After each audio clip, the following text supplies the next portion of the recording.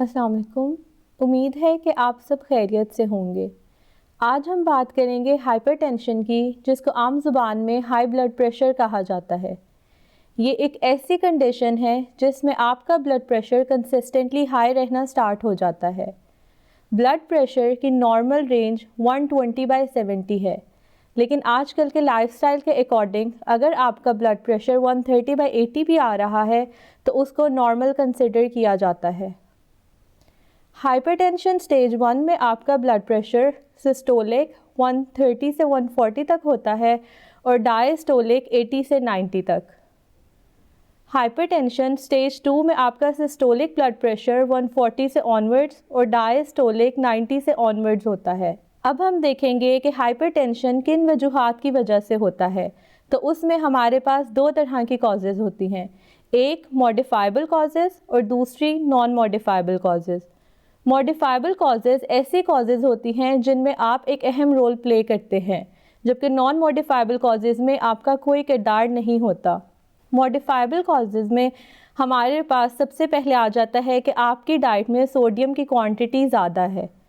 Second पर हमारे पास है कि अगर आपको स्ट्रेस है या आप अल्कोहल कंज्यूम कर रहे हैं या आपकी डाइट नहीं सही, यानी आपकी डाइट में प्रोसेस्ड आइटम ज़्यादा है और सैचुरेटेड फ़ैट की अमाउंट भी ज़्यादा है।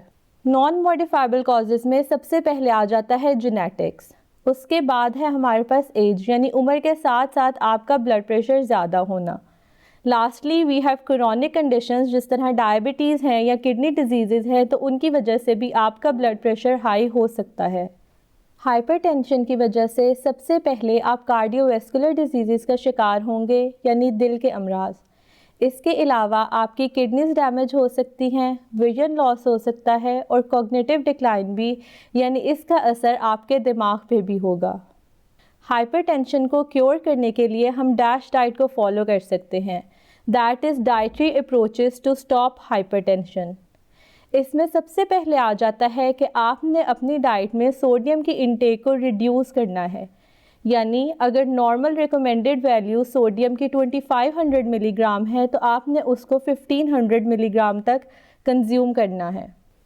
सेकेंडली, आपने अपनी डाइट में फ्रेश वेजिटेबल्स और फ्रूट्स का इंक्लूजन करना है, जिसकी वजह से आपको फाइबर मिलेगा और आपको डिफरेंट न्यूट्रिएंट्स मिलेंगे। थर्डली, आपने ऐसे ग्रेन्स लेने हैं जो कि होल ग्रेन्स हो rather than refined grains. For example, अगर आप ब्रेड ले रहे हैं तो वाइट ब्रेड की बजाय आप ब्राउन ब्रेड या मल्टीग्रेन ब्रेड लें। मैं ब्राउन ब्रेड की बात नहीं कर रही क्योंकि उसमें सिर्फ ब्रेड को कलर दिया जाता है, लेकिन उसकी न्यूट्रिशनल प्रोफाइल सेम ही रहती है।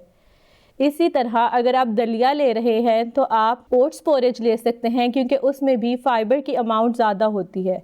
और अगर रोटी की बात करें तो मैदे वाली चपाती की बजाय आप आम सादा रोटी होल व्हीट फ्लावर वाली कंज्यूम करें, क्योंकि उसमें भी फाइबर की अमाउंट ज़्यादा होगी। इसके अलावा आपने अपनी डाइट में ऐसे फूड्स को इंक्लूड करना है जिसमें पोटेशियम, मैग्नीशियम और कैल्शियम की अमाउंट ज़्यादा हो।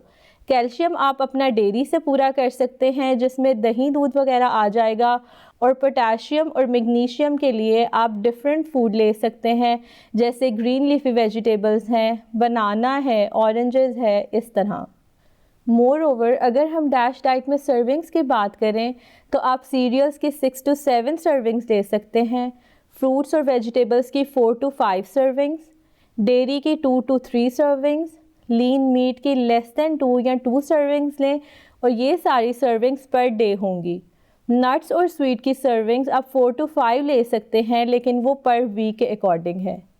यहाँ पर हमें ये पता होना चाहिए कि सर्विंग साइज़ क्या होता है, और उसके लिए आपके पास डिफरेंट चार्ट्स अवेलेबल होंगे इंटरनेट पे, जिसको आप देख के अंदाज़ा लगा सकते हैं। लेकिन अगर मैं आपको एक एग्ज़ाम्पल दूँ तो अगर आप 6 इंच की चपाती कंज्यूम कर रहे हैं जिसका रफली ये साइज़ होगा, तो वो एक सर्विंग कंसिडर की जाती है।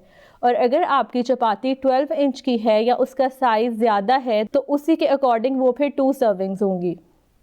इसी तरह अगर आप वाइट ब्रेड ले रहे हैं और उसका एक स्लाइस है तो वो एक सर्विंग के इक्वल होता है।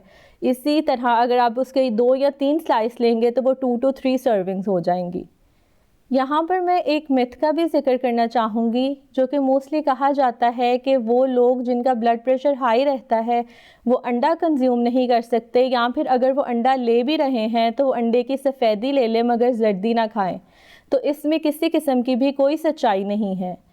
अंडे की जर्दी में आपके पास हेल्दी फ़ैट होता है जो कि आपकी बॉडी के लिए बहुत एसेंशियल होता है, और वो आपकी बॉडी में से बैड फैट को भी निकालने में मदद देता है।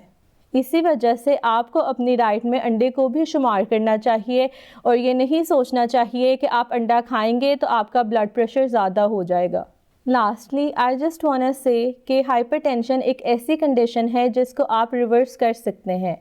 आप डैश डाइट को फॉलो करें और हेल्दी लाइफस्टाइल को अपनाएं, अपनी लाइफस्टाइल में मॉडिफिकेशंस लेकर आएँ, और उसके थ्रू आप इसको ट्रीट कर पाएंगे। अपना और अपनी सेहत का ख्याल रखें। अल्लाह हाफ़िज़।